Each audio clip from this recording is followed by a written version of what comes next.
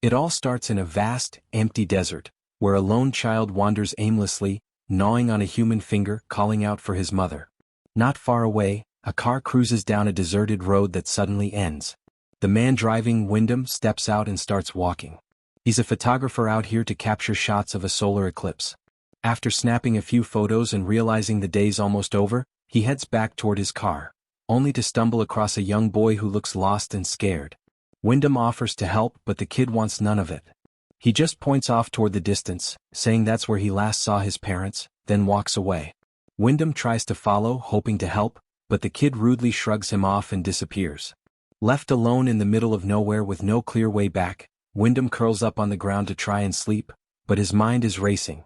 Suddenly he hears strange sounds in the dark.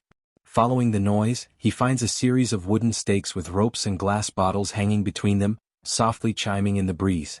Beyond that, he spots a deep canyon. At the bottom, there's a wooden house, and a woman is wandering around it, singing softly. Wyndham shouts down to her for help, but she walks inside, seemingly not hearing him. He finds an iron ladder leading into the canyon and starts climbing down.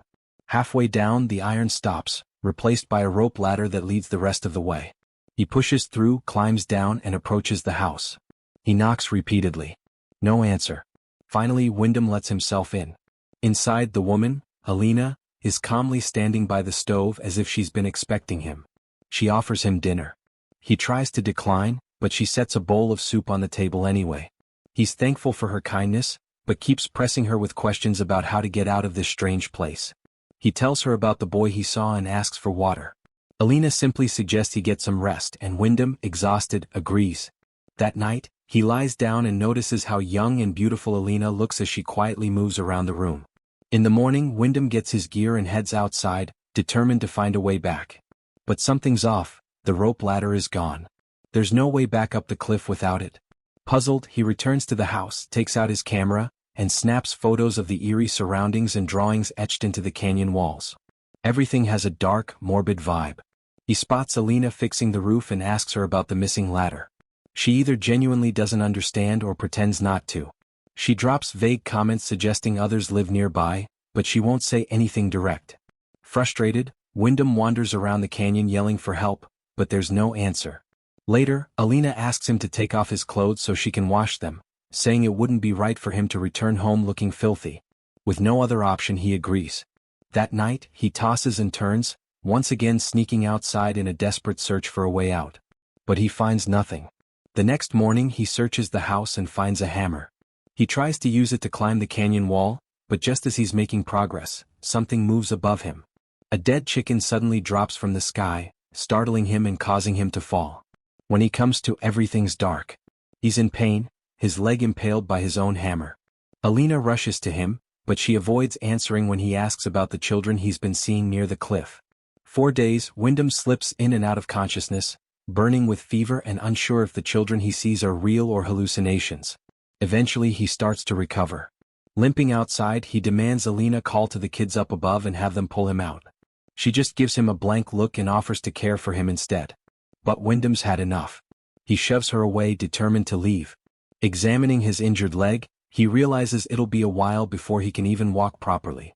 Just then he hears voices from above. It's the boy again, this time holding a little girl's hand. They cheerfully ask if he needs help. Wyndham begs to be pulled out, and the boy promises to bring a winch and some ropes. But before they go, the boy asks a strange question. What's Wyndham's favorite color? Caught off guard, he says red, and pleads for them to hurry. The boy and girl disappear. Wyndham checks his wallet, deciding he's not coming back for anything else. Soon, a rope drops down into the canyon. The boy tells him to tie it tightly, and Wyndham does just that. They begin pulling him up, and for the first time, Wyndham feels like rescue is finally near. But halfway up, the rope stops. Dangling over the canyon, Wyndham screams and tries to climb the rest himself, but he's too weak. The sun beats down on him as he hangs helplessly, passing out. When he wakes up, he's being sprayed in the face with water. Looking up, he sees the boy above him, laughing and spraying him with a hose. More children appear on the cliff. They're dressed in clothes clearly taken from adults, their behavior strange and mocking. They start swinging the rope, slamming Wyndham into the canyon walls. He cries out for Alina. Eventually, he sees her yelling angrily at the children, but then everything goes black again. That night, Wyndham wakes in bed. He doesn't care, he just wants to escape. She tells him the kids are orphans, living out here in the desert and doing whatever they can to survive. While they talk, neither notices that the children have returned, silently standing on the cliff, watching as flames flicker in the windows of the house. The next day, Wyndham watches Alina release a bird into the sky. He envies the freedom of flight. She brings him a fresh set of clothes. He didn't ask for them, but the gesture softens him. Time passes. Wyndham slowly adjusts. One day he plants a small garden at the bottom of the canyon. Now and then the kids drop down random supplies, food, drinks, things he can't imagine where they're coming from since there are no stores for miles. He doesn't understand why they do it, or what they want. At first they feed him, then they mock him. But Alina acts like everything is completely normal. The man, Wyndham, gradually becomes more involved in the strange household, fascinated by Alina's quiet nature. One night, he tries asking her some questions, but their conversation is interrupted by loud cries coming from the yard. Alina warns him not to go outside when the kids start acting like that, but he ignores her advice and rushes out into the darkness. There, he finds the boys dressed in strange clothes circling the house. They taunt him, push him around, beat him, and then vanish just as quickly as they appeared. Wyndham confronts Alina. Who are these kids? Why do they live like this? And why does she stay in a place so disturbing? But Alina keeps calm, never once admitting she's being held there against her will. That night, she approaches Wyndham. He's desperate for affection, and he lets her in without question. Time goes on, and the first sprouts begin to appear in Wyndham's garden. One afternoon, the boy with the cap calls down to him from above. He seems friendly and even offers to bring some soda. Wyndham returns to his planting and, while digging in the sand, unexpectedly uncovers a wedding ring and car keys buried there. That evening, Alina shows him a portrait of a woman she calls the first mother. Then she drops a bombshell: she's pregnant with his child. Wyndham is stunned. He never planned to have children, especially not in this place and certainly not with someone he barely knows. He yells at Alina, but ultimately he has no choice but to accept the reality. The next morning he finds his entire garden ruined by local birds. But Alina steps in and helps him replant, and he begins to appreciate her efforts. Life around the house slowly settles into some kind of routine. Alina takes charge of the household while Wyndham exercises and works on strengthening his leg. One day the boy in the cap returns, full of curiosity. He bombards Wyndham with questions. Wyndham tells him that Alina is going to have a baby and they'll need a doctor. He asks the boy to bring some rope and something heavy for a counterweight. He's planning to climb out and take Alina and the boy to the city for a better life. The boy agrees to help once everyone is asleep or gone. But just then one of the older boys shows up and drags him away. Later, Wyndham tells Alina that the boy is smart and different from the others. He wants to help him and help her too. He tries to explain the world outside, the ocean, a cheeseburger. Alina doesn't even know what a cheeseburger is, so he breaks it down for her. She admits her mother used to say that outside the desert only mirages exist. But here, everything is real. Wyndham shows her the photos he took on the day he arrived, but what catches Alina's attention isn't the solar eclipse. It's a random photo from his car with music playing in the background.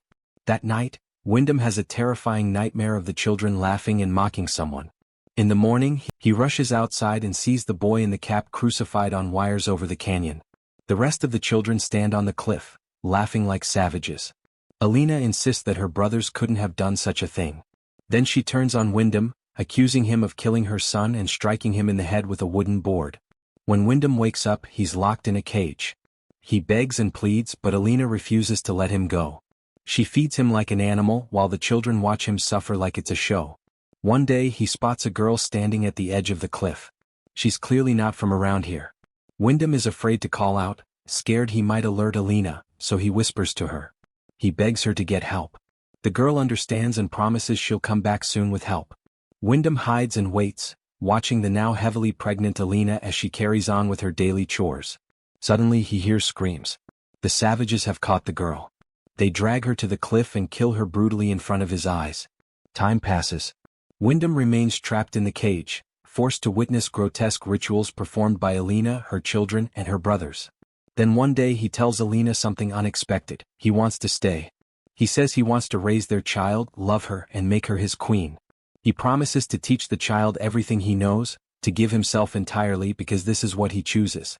But when he says the word choice, Alina just laughs. He never had one. She tells him he was just a seed blown into the desert by the wind. The child is hers and hers alone.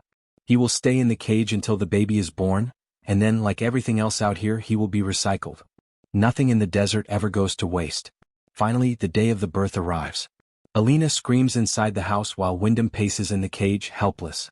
She stumbles out, begging him for help. She unlocks the cage and Wyndham rushes to her side, doing everything he can to ease her pain.